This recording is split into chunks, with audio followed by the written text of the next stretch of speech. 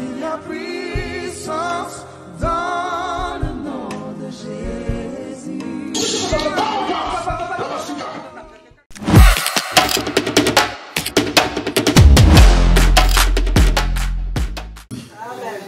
Beaucoup bien-aimés reculent parce qu'ils font encore la volonté de leur père, qui est le diable. Change seulement des camps. Tu verras comment ta vie va devenir difficile. Parce que le diable va te poursuivre à fond pour te faire reculer. Tu as abandonné la prostitution. Jamais. Jamais. Il doit te chercher pour que tu retournes là où tu étais avant. Amen. Mais la grâce de Dieu dans ta vie fait qu'aujourd'hui tu puisses servir Dieu. Je parle à la vie de quelqu'un. Aussi longtemps que tu resteras assis, aussi longtemps que tu serviras ton Dieu, aussi longtemps que tu marcheras pour servir ton Dieu, la grandeur, l'amour, la faveur de Dieu va toujours se démontrer dans ta vie. Amen. Parce que tu es assis et à écouter la parole de Dieu. Amen. Amen.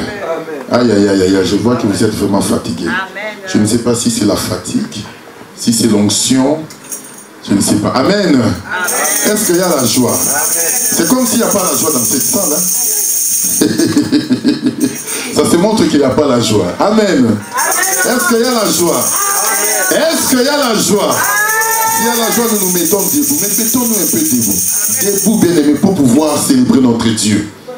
Pour pouvoir célébrer ton roi. Pour célébrer celui qui t'a gardé, celui qui t'a protégé. Mettons-nous un peu debout. Mettons-nous debout.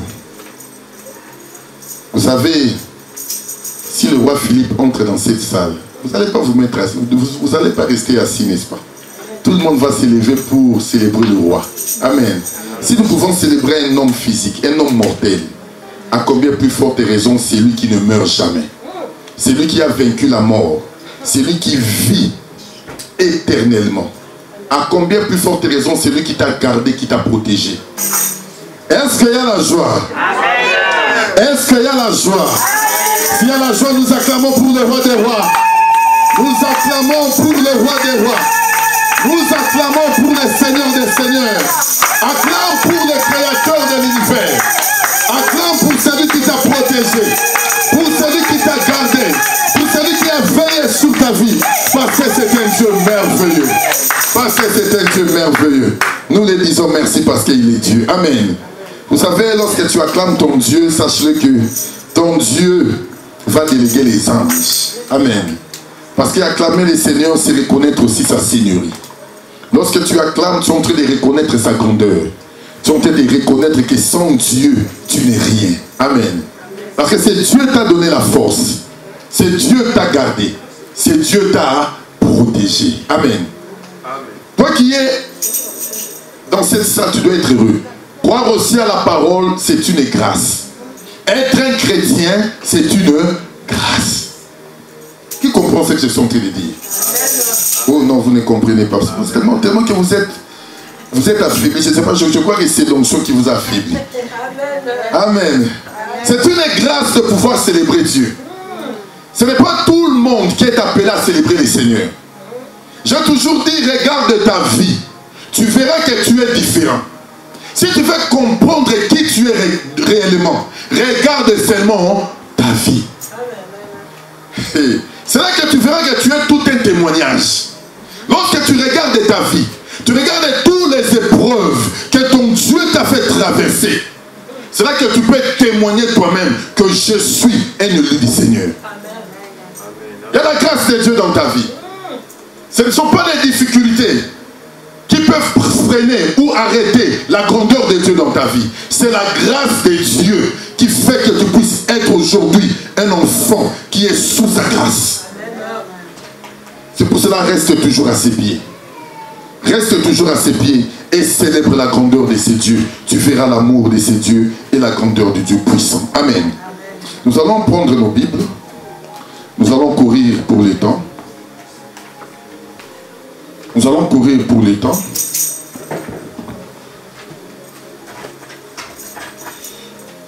J'aimerais que mon frère Thibaut puisse prendre notre écriture de base. sommes en train de parler de la faveur de Dieu, le choix de Dieu dans notre vie.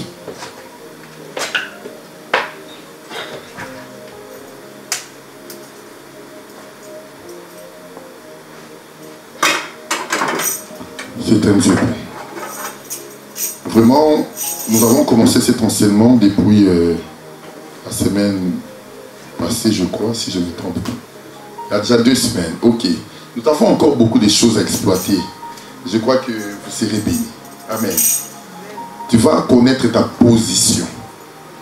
Je veux que, après cet enseignement, que tu puisses savoir ou connaître qui tu es réellement. Amen. Mon frère Thibaut peut prendre l'écriture, je crois que c'est 1 Samuel. Mais cette fois-ci, je voudrais que tu prennes l'écriture de 1 Samuel, verset 8, chapitre 8, verset 5. Et puis nous allons lire aussi 1 Samuel 16. 1 Samuel 8.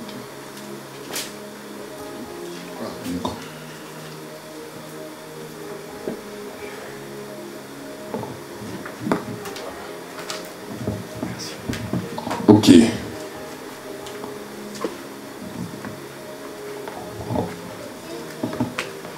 Et Samuel, chapitre 8, verset 5. Frère Thibaut, vas-y.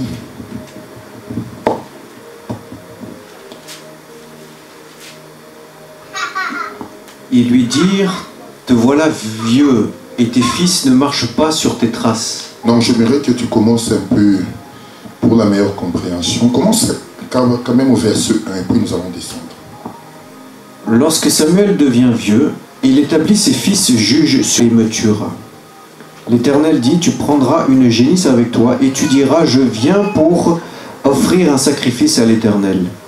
Tu inviteras Isaïe au sacrifice. Je te préciserai ce que tu dois faire et tu désigneras par onction pour moi celui que je t'indiquerai. Samuel fit ce que l'Éternel avait dit, et, se rendant à Bethléem, les anciens de la ville accoururent effrayés à sa rencontre et demandèrent, « Ton arrivée annonce-t-elle quelque chose d'heureux ?» Il répondit, « Oui, je viens pour offrir un sacrifice à l'Éternel. Consacrez-vous et venez avec moi au sacrifice. » Il fit aussi consacrer Isaïe et ses fils et les invita au sacrifice. Lorsqu'ils entrèrent, il se dit en voyant Eliab, « Certainement, celui que l'Éternel désigne par onction est ici devant lui. » Mais l'Éternel dit à Samuel, « Ne prête pas attention à son apparence et à sa grande taille, car je l'ai rejeté. En effet, l'Éternel n'a pas le même regard que l'homme. L'homme regarde à ce qui frappe les yeux, mais l'Éternel regarde au cœur. » Isaïe appela Abinadab et le fit passer devant Samuel. Samuel dit, « L'Éternel n'a pas non plus choisi celui-ci. » Isaïe fit passer Shama et Samuel dit, « L'Éternel n'a pas non plus choisi celui-ci. » Prends seulement le verset 9 directement. Isaïe fit passer Shama.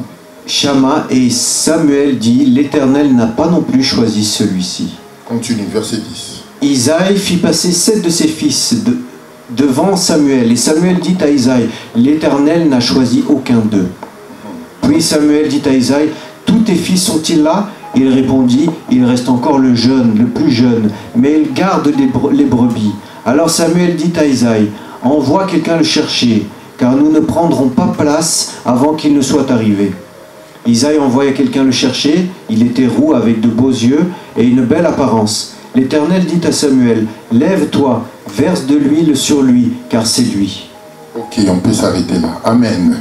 Que le Seigneur donne l'explication à sa parole. Amen. Bien-aimé dans le Seigneur, j'aime ces dieux. J'aime beaucoup mon roi. J'aime beaucoup mon Seigneur. Parce que lorsque je regarde ma vie, je me dis, si ce n'est pas la grâce de Dieu, peut-être je ne serais même pas vivant aujourd'hui. Amen. C'est pour cela, dans ta vie, tu dois toujours reconnaître qu'il y a la grâce de Dieu dans ta vie. Si ce n'est pas Dieu, bien-aimé, peut-être tu es quelqu'un. Déjà, on t'a déjà oublié depuis longtemps. Amen. Mais c'est la grâce de Dieu qui fait que tu puisses être vivant aujourd'hui. C'est pour ça que j'ai toujours dit que lorsqu'on a commencé, servir Dieu, c'est une grâce. Et nous sommes en train de parler du choix de Dieu. Amen. Est-ce que tu es le choix de Dieu ce midi? Non, c'est comme si vous ne m'écoutez pas. Est-ce que tu es le choix de Dieu ce midi? Est-ce que tu es le choix de Dieu ce midi? Si tu es le choix de Dieu, bien-aimé, laisse-moi te dire que le Seigneur est en train de te regarder ce midi. Il y a le regard de Dieu qui est tourné sur ta vie. Le Seigneur veille sur ta vie jour et nuit. Le Seigneur veille sur ta famille. Le Seigneur veille sur ton travail. Parce que tu es le choix de Dieu. Et écoutez, j'avais dit ceci, ce n'est pas pour rien que toi tu as cru à la parole. Ce n'est pas pour rien que tu aimes les choses du Seigneur. Ce n'est pas pour rien que tu viens à l'église. Ce n'est pas pour rien qu'en toi, tu as toujours l'amour de pouvoir célébrer Dieu. Parce qu'il y a quelque chose que Dieu a déposé dans ta vie. Il y a quelque chose que Dieu a mis qui est différent des autres. Écoute-moi, vous pouvez tous être dans une famille, naître dans une même famille, mais vous êtes différents. Non, vous êtes. Écoute-moi, vous pouvez être 10, 5, 6, 7. Vous tous vous êtes nés dans la même famille, mais vous êtes différents. Chacun de vous a son étoile. Chacun de vous a sa destinée. Chacun de vous marcheront selon la grâce de Dieu. Même si vous êtes nés dans une famille, même si vous êtes des jumeaux, même les jumeaux ont des étoiles différentes. Amen. C'est pour cela, attache-toi à ce que Dieu t'a donné. Attache-toi à pouvoir servir Dieu. Et attache-toi à servir ton Seigneur. C'est là que tu verras la grandeur de Dieu. J'ai toujours dit une chose, bien-aimé, écoute-moi, bien-aimé. Si tu as des combats, si tu as des combats dans ta vie, parce qu'il y a quelque chose qui brille en toi. Non, je quand même à la montée. Écoute, le diable ne peut pas combattre quelqu'un qui est dans son camp.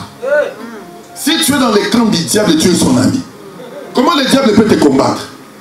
Tu dois seulement te poser la question. S'il y a des combats dans ma vie, parce que je ne suis plus dans leur camp.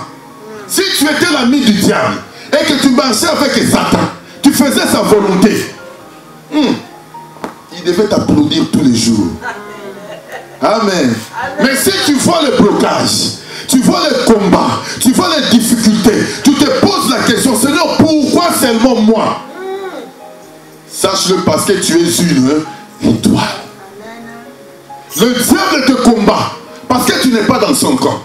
Il doit tout chercher pour te ruiner. Il doit tout faire pour que tu tombes. Parce que tu l'as déjà quitté depuis longtemps. Écoute-moi, regardez. Israël, lorsqu'ils étaient encore en Égypte, ils étaient esclaves.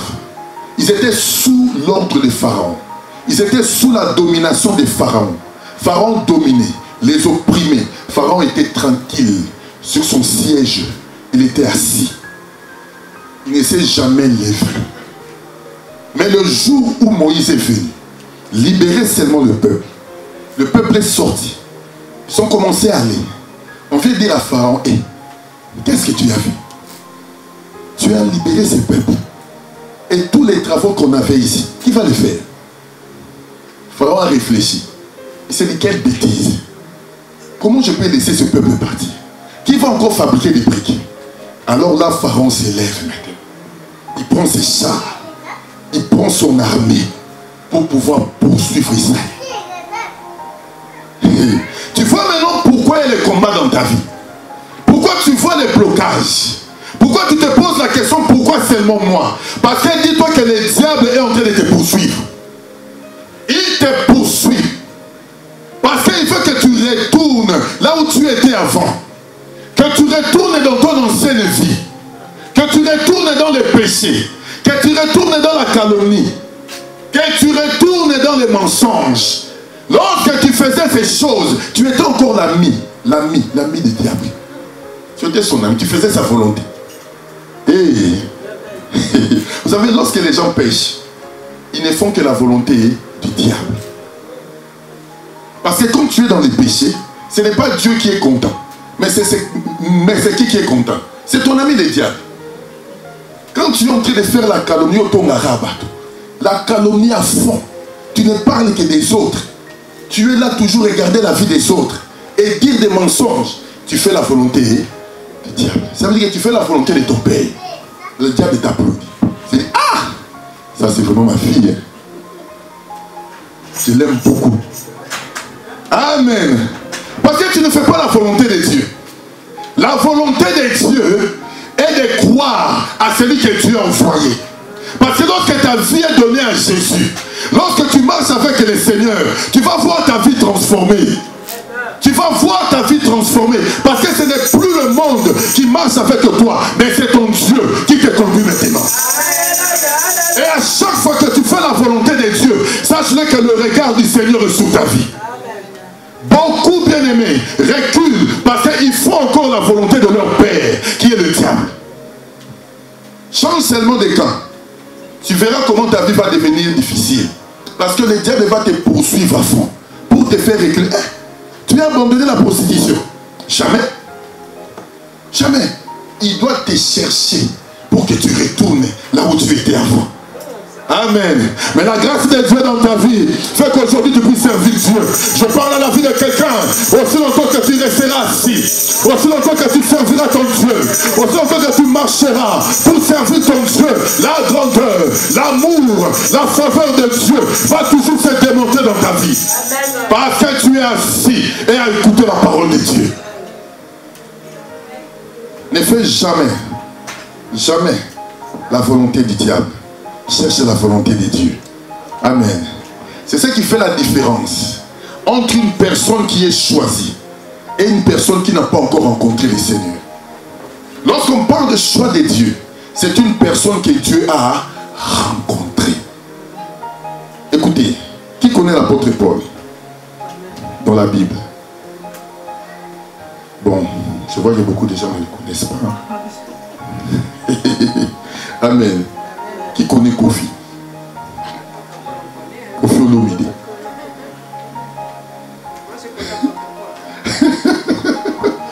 Qui connaît Michael Jackson?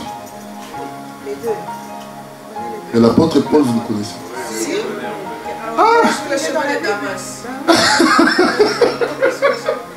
Amen. Notre Dieu puisse fois avoir l'amour de lire la parole. Amen. Il ne faut pas seulement ouvrir votre Bible les dimanches.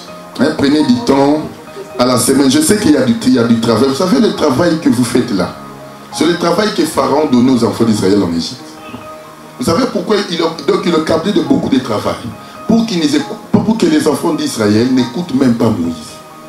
Lorsque Moïse vient leur parler, vous savez, j'ai rencontré le Dieu d'Abraham. Il dit non, non, non, Moïse, laisse-nous tranquille.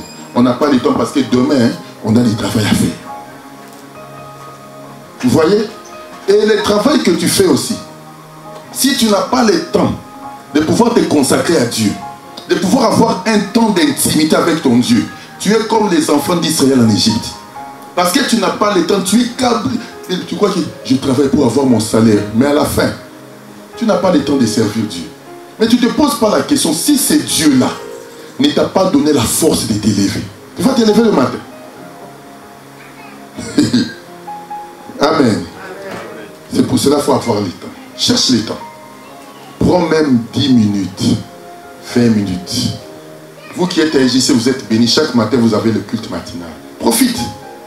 Le matin, si tu n'as pas le temps de prier, tu regardes déjà, à 6 heures, il y a déjà le culte qui est là. Je vais prier. Même 30 minutes qu'on fait là, même 15 minutes, Dieu va te bénir. Amen. Et à la semaine, prends aussi le temps d'ouvrir ta Bible. N'ouvrez pas seulement la Bible les dimanches. Parce qu'il y a des gens, lorsqu'on va quitter ici, comme il a fermé là, ça va rester à l'armoire. Jusqu'à les dimanches prochains. J'avais oublié ma Bible. Amen. L'apôtre Paul, c'est la personne que Dieu a rencontrée. Il persécutait l'église.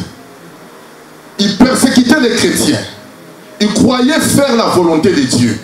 Mais un jour, cet homme a rencontré Dieu dans son chemin. Et même si tu es un méchant, même si tu es un meurtrier, mais s'il y a la grâce de Dieu dans ta vie, un jour tu rencontreras Jésus dans ton chemin. Vous voyez le voleur qui était à la croix. Cet homme a fait beaucoup de choses de mal. Il s'est même retrouvé avec Jésus à la croix. Mais il a trouvé grâce. Un élu ne se perd jamais. C'est pour ça qu'on ne juge pas encore une personne s'il n'est pas encore morte. Je ne sais pas si quelqu'un me comprend. Tu ne sais pas si c'est un élu de Dieu. Attends seulement, donne-lui le temps et tu verras ce que Dieu fera dans sa vie. Nous tous là, nous étions encore dans le monde qui avaient cru qu'aujourd'hui on devait servir Dieu. Lorsque les gens nous regardaient à l'époque, on était des grands sapeurs, on s'habillait pour aller dans les concerts. C'était notre passion. On dépensait l'argent pour s'acheter des habits. Et qui avait cru qu'un jour on devait se tenir et servir Dieu. Parce qu'on était déjà des élus. Si tu es un élu de Dieu, mais tu ne seras jamais perdu. Je parle à la vie de quelqu'un, tu ne seras jamais perdu. Parce qu'il y aura toujours la grâce de Dieu dans ta vie. Un jour Dieu te rencontrera. Un jour Dieu passera dans ton chemin. Et lorsque le Seigneur passera dans ton chemin, tu seras une autre personne. Les gens qui t'ont connu témoigneront la grâce de Dieu. Vous savez, le samedi on était à Matongé. C'était le vendredi avec maman ici. On s'est rencontré avec un collègue de travail, on travaille avec lui à Colorado. Il me dit, ah, pasteur, tu sais, lorsque je te vois, je suis en train de réfléchir comment on faisait des aventures au travail. Tu étais un aventurier. Il me dit, mais lorsque je te regarde maintenant, je te compare. Je vois la personne que je voyais et la personne que je vois. Je dis, non, je dois glorifier Dieu. Moi, je dis, il faut que ma vie puisse t'approcher pour pouvoir croire que Dieu existe. Amen. Amen. Si dans ta vie, les gens ne se convertissent pas, c'est que tu as un problème. Tu es Rabbi, ne change pas. Rabbi, c'est Jésus. Toi, tu dois changer. Amen. Les gens qui t'ont connu hier, lorsqu'ils vont te regarder aujourd'hui, qui témoignent que tu es devenu une nouvelle personne. Parce que tu as rencontré quelqu'un. Vous savez, une femme, lorsqu'elle est encore chez ses parents, elle dépend encore de sa famille, n'est-ce pas? Mais le jour où cette femme va se marier, lorsqu'il rencontre l'homme, il se marie, il est dans sa maison. Le jour que cette femme va devenir enceinte, son corps va changer, n'est-ce pas? Même si elle était belle, tu vas voir sa figure commence à être déformée. Amen. Mais c'est ça la nature de Dieu, non? C'est Dieu qui a fait des choses comme... Tu vas voir que sa forme même, elle a changé. Elle était là, mince. Mais le jour qu'elle va devenir enceinte, même la démarche a changé, comment ça marchait comme ça. Tu vas voir tout dans son corps a changé. Mais l'homme qui est avec toi, il doit t'aimer même lorsqu'il te voit comme ça déformé. Parce qu'il va comprendre que cette femme, elle a reçu quelque chose. Même sa nourriture change. Tout va changer. Moi, je me rappelle lorsque ma femme était enceinte, elle m'a envoyé aller acheter les mabélis à Matongé. Pourquoi? Parce que c'est l'enfant qui est dans son corps qui est en train de guider maintenant sa vie, n'est-ce pas? Elle ne mange plus selon son goût, mais elle mange selon les désirs de ceux qui montent en elle. Vous voyez? Pourquoi? Parce que cette femme a reçu quelque chose. La transformation s'est faite dans sa vie parce que cette femme est devenue enceinte. Cela doit être la nature de... Amen. Dieu veut que tu sois transformé. Que tu sois transformé. Que ta vie ne reflète plus ce que tu étais hier. Parce que lorsque les gens te regarderont, ils témoigneront la grâce de Dieu. Ils témoigneront que tu es Dieu. Ils témoigneront l'amour de Dieu dans ta vie. Parce qu'ils ont vu une transformation. Une transformation. Mais si tu es Rabbi, toi on t'a connu un buveur à Matongé, jusqu'aujourd'hui tu es là. Amen. On t'a connu un grand buveur. Il n'y a pas de transformation. Il faut que ta démarche puisse changer. Ta vie bascule. Parce qu'il y a quelque chose que tu as reçu dans ta vie. C'est là que lorsque les gens te regarderont, ils diront réellement, tu es le choix de Dieu. Amen. Dieu, lorsqu'il appelle une personne il doit commencer à faire un travail dans la vie de cette personne. Le travail doit commencer. Oh, écoutez, remarquez ce que la Bible dit. 1 Samuel 16. Vous savez, depuis qu'on a commencé, je suis toujours à l'introduction. Je suis toujours à l'introduction. Écoutez, la Bible dit ceci. Tu inviteras Isaïe au sacrifice. Je te ferai connaître ce que tu dois faire. Et tu viendras pour moi celui que je te dirai. Cela veut dire, Dieu choisit quelqu'un. Mais pour que Samuel entre dans la maison d'Isaïe, il fallait d'abord qu'un sacrifice soit tué. Écoutez, c'est là que j'avais dit le dimanche passé que tu ne peux pas posséder le royaume. Tu ne peux pas être un enfant de Dieu s'il n'y a pas encore les sacrifices. Hey. Amen. Amen. Samuel avait peur. Il s'est dit, Saoul va entendre, il va apprendre que je suis venu ici. Mais il me posera la question, qu'est-ce que tu es venu faire? Alors Dieu lui dit, si on te pose la question, dis-le que je suis venu seulement sacrifier. En d'autres termes, le roi qui était dans la maison d'Isaïe représentait les sacrifices que Samuel devait sacrifier. Tu fais le royaume, tu fais la grâce de Dieu, tu fais le bonheur, tu veux que Dieu puisse te regarder. Pose-toi seulement une question, est-ce que tu es déjà devenu un sacrifice? C'est là que tout doit commencer. Amen. Vous savez, Dieu aime l'odeur du sacrifice. Vous savez, je vais expliquer un peu les sacrifices terre à terre. Quand on fait le barbecue,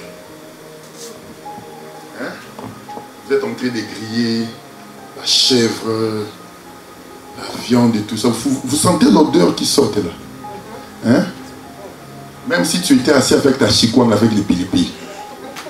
Maintenant, tu sens déjà l'odeur de la viande qui est en train de monter. Ça va te donner l'appétit, n'est-ce pas? Hein? Maintenant, si on te prive la viande, on te laisse seulement l'odeur avec la chikwang et les pilipi. Qu'est-ce que tu vas faire? Olien à molimo.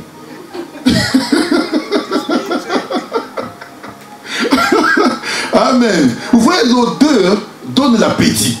N'est-ce pas? Même si tu n'avais pas envie de manger. Tu étais seulement un invitant, donc on t'a donné une chaise. Mais tellement que l'odeur est en train de monter, tu auras l'appétit. Amen. C'est comme ça aussi avec Dieu. Dieu aime le sacrifice, l'odeur du sacrifice qui monte dans ses narines. C'est l'odeur du sacrifice que Dieu respire. Je vous donne des illustrations terre à terre. En fait, vous comprenez la manière dont tu agis. Si tu sors dans cette église que tu n'as rien compris, c'est il faut que je te délivre encore. Amen. Amen. Nous allons faire encore un barbecue. Maman, ici, c'est... Non, il y a déjà la pluie. Mais on va, chacun va ramener sa chikwang avec son pilipi. Maintenant, moi, je vais commencer à griller. Si Dieu t'agrée, je te donne la viande. Si Dieu ne t'agrée pas, tu mangeras ta chikwang avec ton pilipi. Tu vas se manger avec l'odeur seulement. Amen. Amen. Vous voyez, c'est ce que Dieu accepte aussi. Le sacrifice. Tu ne peux pas posséder le royaume ou entrer dans le royaume s'il n'y a pas le sacrifice. C'est là que Dieu commence. Ça veut dire que l'animal doit être brûlé. Ta vie doit être transformée. Mais Dieu, ce qu'il aime dans notre vie, c'est la transformation. Tu ne peux pas dire que tu es un chrétien, quelqu'un qui sert Dieu, mais il n'y a pas de transformation dans ta vie. Il faut que les hommes, même les hommes, puissent voir la différence dans ta vie. Vous savez, si tu prêches quelqu'un, tu vas amener des gens dans l'église. La personne que tu dois prêcher doit d'abord regarder ta vie. S'il te voit dans les magouilles, il te voit toujours dans les mensonges, tu ne fais que dire des mensonges, de raconter que des choses qui ne sont pas vraies. Le jour où tu vas prêcher, cette personne ne viendra jamais. Parce que la personne, pour accepter Jésus, tu dois être d'abord un modèle devant lui. Lorsqu'il te regarde, il dit, ah, je dois le suivre. Parce qu'il a vu une transformation. Vous voyez? Mais si toi-même tu n'es pas transformé, ça serait difficile de ramener les gens vers le Seigneur. Comment les gens vont venir, toi et lui, vous allez boire dans les bars. Lorsqu'il lui va dans les boîtes, il te rencontre aussi dans les boîtes de nuit. Vous dansez toute la nuit et vous sortez. Viens le dimanche à l'église. Hein, oh. Même la personne va être étonnée. On a dansé avec toi ici. Tu es même descendu en bas. Comme notre sœur Bibi danse ici, elle descend jusqu'en bas. Toi dans les boîtes de nuit, tu descends comme ça. Et le matin, tu sors. Tu dis, on est rencontré à l'église. Moi je ne viendrai pas. Comment je vais venir à l'église avec une personne qu'on a dansé avec nous toute la nuit? Amen. Amen. Vous voyez, cela veut dire, les personnes qu'on doit ramener doivent d'abord regarder notre vie. Si tu es un témoignage, si tu as des témoignages dans ta vie, lorsque tu parleras à quelqu'un, cette personne sera touchée parce qu'elle regardera ta vie. Ne sois pas comme les chrétiens qui disent, Dieu ne regarde pas l'extérieur, Dieu regarde le cœur. Ah, ok. Dieu ne regarde pas l'extérieur. Regarde le cœur. Moi-même, je viens ici, votre pasteur. Je vais d'abord, je fais des lignes là, comme ça. Et je mets la teinture, c'est la teinture, hein, rouge, dans ma tête, comme Maman Mireille. Et je viens ici avec des pantalons déchirés. Je me mets ici pour vous prêcher. Qui va m'écouter? Tu vas m'écouter, frère Thibault? Avec cet état-là. Parce que Dieu ne regarde pas l'extérieur. Amen. Dieu regarde le cœur. C'est que je peux m'habiller comme je veux. Dieu ne regarde pas l'extérieur. Je peux tout faire sur ma tête. Dieu ne regarde pas l'extérieur. Maman ici, elle rentre ici maintenant. Tous les ventres, avec un pantalon là, mais avec le ventre, comment? Dehors. Elle se tient là. Jésus, Jésus. Tu vas adorer. Ou tu vas commencer à regarder son ventre.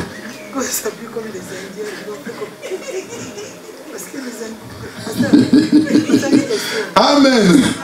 Dieu ne regarde pas l'extérieur. Dieu regarde le cœur. Mais c'est le cœur qui est en train de chanter. C'est le cœur qui est en train de chanter. Maintenant, toi, regarde seulement ce qu'elle est en train de chanter. Je crois que les dimanches prochains, tu vas plus vite. Tu vas dire, l'église va aventurer. Amen. Vous savez, lorsque l'intérieur est converti, l'extérieur suit aussi. Tu n'auras pas d'effort à pouvoir améliorer ton extérieur parce que ton cœur est déjà amélioré. Amen. Ne cherche pas qu'on te dise, ah, ça c'est quel pantalon? Non, toi-même lorsque tu sors déjà là, tu te regardes dans tu te poses la question, est-ce que les pantalons que j'ai mis, est-ce que Jésus peut la créer? Amen. Bien aimé, vous savez la vie chrétienne, hein? La vie chrétienne, ce n'est pas des jeux. Même si un homme ne dit rien, mais toi-même pose-toi seulement la question que lorsque tu t'habilles pour ton Jésus, n'est-ce pas? La Bible dit, c'est lui qui est ton Christ est une nouvelle créature. C'est-à-dire que tu ne t'habilles plus pour toi-même, mais tu t'habilles maintenant pour le Seigneur. Un homme, lorsqu'il sort, ou une femme, il prend le temps de se regarder dans un miroir. N'est-ce pas? Comme les mamans prennent beaucoup de temps. Non, on peut passer vite fait, on regarde seulement, on part. Mais eux, ils peuvent prendre le temps de pouvoir mettre les maquillages, tout. Ils prennent beaucoup de temps. Amen. Donc c'est le miroir qui te reflète que tu es, ce que tu es réellement, n'est-ce pas? Si tu as des boutons ici, quand tu te regardes dans un miroir, le miroir va te montrer que tu as des boutons dans ton visage. N'est-ce pas? De la même façon, avant que tu fasses quelque chose, tu te poses seulement la question, est-ce que Dieu peut m'agréer? si le Seigneur me voit comme ça, est-ce qu'il m'a créé? Amen. Les hommes peuvent t'agréer. Ça, ce n'est pas un problème. Les hommes peuvent t'applaudir. Mais est-ce que Dieu aussi t'applaudit? Tu fais comme... c'est qui Rihanna? Elle est enceinte maintenant, elle fait que montrer son ventre. Si, je ne sais pas si c'est elle ou si ce n'est pas elle. C'est elle. C'est Rihanna. Maintenant, toi aussi, tu es enceinte. Tu dis, ah, mais Rihanna, lorsqu'elle était enceinte, son ventre était en l'air. Maintenant, pourquoi moi je dois cacher? Maintenant, qui est ton modèle? Amen. Mais mettons, Jésus doit être ton modèle. C'est Dieu qui doit être ton modèle. Lorsque tu fais des choses, ne les fais pas pour les hommes. Ne le fais pas pour plaire aux gens. Fais-le pour la gloire de Dieu. En fait que tout ce que tu feras, c'est Dieu qui va t'agréer. Dieu est capable de te récompenser. Parce que Dieu regarde ta marche. Dieu regarde ta vie. Lorsque Dieu te regarde, c'est lui qui t'a créé. Les hommes qui t'applaudissent aujourd'hui, demain ce sont les mêmes personnes qui vont commencer à te critiquer. C'est ça la vie des hommes. L'homme t'applaudit et demain les mêmes personnes te critiquent. Cherche à pleurer à Dieu. Cherche que Dieu puisse t'accepter. Cherche que Dieu puisse trouver en toi sa grâce. C'est là que tu vivras la grandeur de Dieu. Ne fais jamais quelque chose pour que les hommes puissent t'agréer. Cherche seulement que ton Dieu puisse t'accepter. Amen. Qui veut que Dieu puisse l'accepter ce midi? Amen. Qui veut que son Dieu puisse l'accepter ce midi? Amen. Qui veut que son Dieu puisse l'accepter ce midi? Amen. Alors que ta vie commence à changer, commence à marcher selon la gloire de Dieu, commence à plaire à Dieu dans tout ce que tu fais, commence à marcher selon la volonté de Dieu. C'est là que le regard du Seigneur, c'est là que le regard du Seigneur sera tourné sur ta vie. Et c'est là que ton Dieu aura la capacité de te donner tout ce que ton cœur désire. Parce que tu fais sa volonté. Ça commence par là. Lorsque Dieu te choisit, c'est que, bien aimé, il y a une marche maintenant qui commence. C'est une marche qui commence. Amen. Nous allons nous lever pour prier. Nous allons nous lever pour prier. Notre Dieu est puissant. Il est merveilleux.